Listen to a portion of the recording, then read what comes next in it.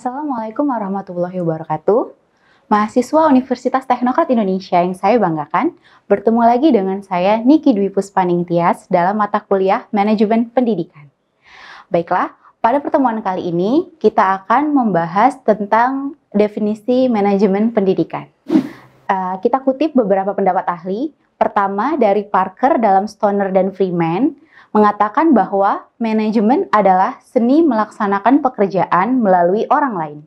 Sedangkan Usman pada tahun 2009 mengatakan bahwa manajemen adalah perencanaan, pengorganisasian, pengarahan, dan pengendalian dari sumber daya organisasi untuk mencapai tujuan secara efektif dan efisien.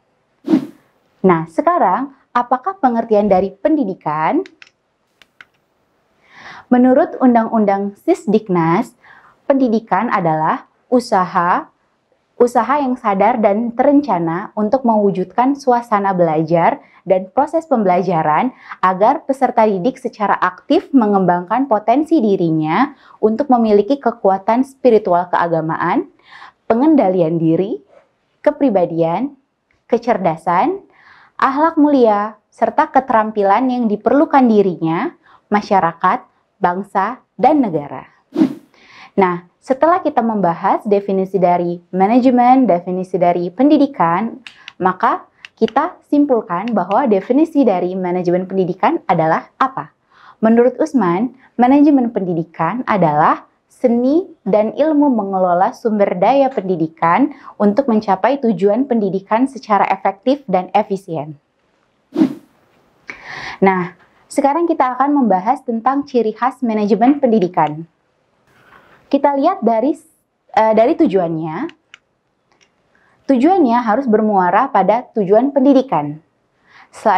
Selanjutnya, harus mendukung kegiatan pendidikan dalam upaya mencapai tujuan pendidikan. Dalam prosesnya, harus dilandasi dengan sifat edukatif atau mendidik, dan orientasinya harus berpusat kepada peserta didik dan bermuara pada kesuksesan perkembangan peserta didik. Apa itu fungsi manajemen? Mengapa harus ada manajemen pendidikan? Nah, kita lihat dari pendapat beberapa ahli. Pertama, George Terry mengatakan bahwa ada 4 fungsi dari manajemen, yaitu planning, organizing, actuating, and controlling.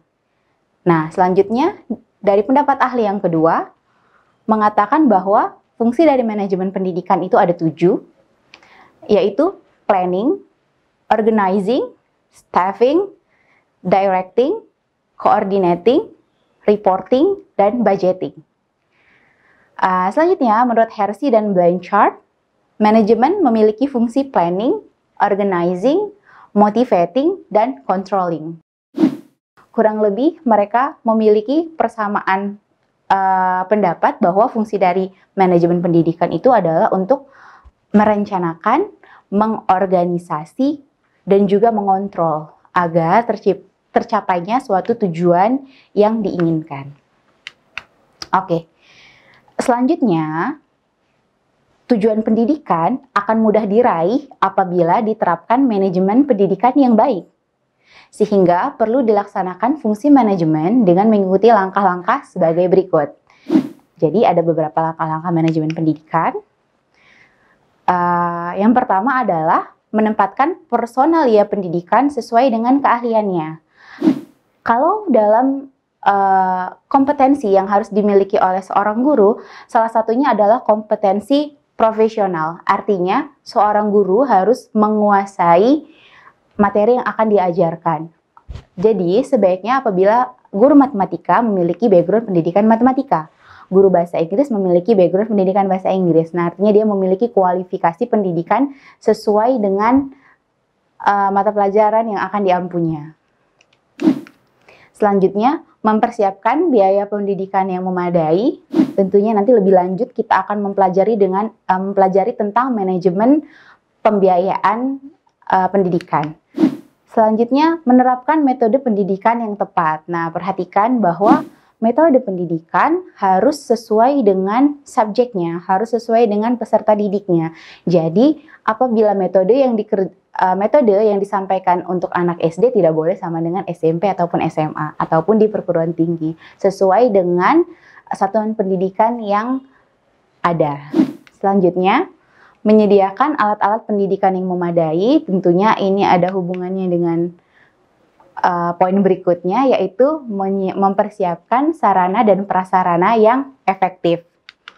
Selanjutnya, mengintegrasikan proses pendidikan antara teori dan praktek. Jadi, sekarang sudah banyak kita dengar istilah dengan pembelajaran realistik ya, atau konseptual. Jadi, pembelajaran itu harus berhubungan dengan kehidupan sehari-hari. Jadi, peserta didik dapat mengaitkan apa yang mereka dapatkan, ilmu yang mereka dapatkan di sekolah ataupun di perguruan tinggi dengan kehidupannya. Jadi, aplikatif. Pastinya tidak hanya cuma teori, mereka harus bisa menyeimbangkan antara teori dan praktek.